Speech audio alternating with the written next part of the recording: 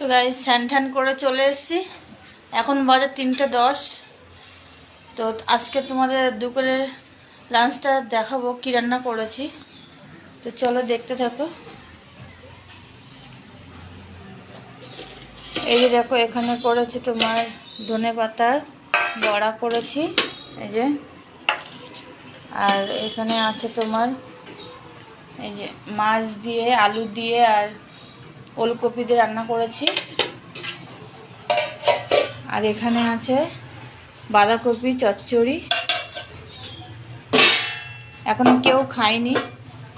আর এখানে আছে কিন্তু পুঁই শাকের মিটুলি, আলু দিয়ে, সিম দিয়ে আর তোমার চিংড়ি মাছ একটা রান্না করেছে। আর নিচে আছে ভাত।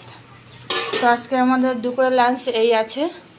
এখনো কেউ বাড়ি আসেনি, দুজনে এখনো স্কুল থেকে বাড়ি আসেনি। তোমার দাদা ভাই তো আনতে গেছে। আর আমি এখন খেয়ে নেবো, কেন আমি সকালে আসতে কিছু খাইনি, খালি চা খেয়েছিলাম।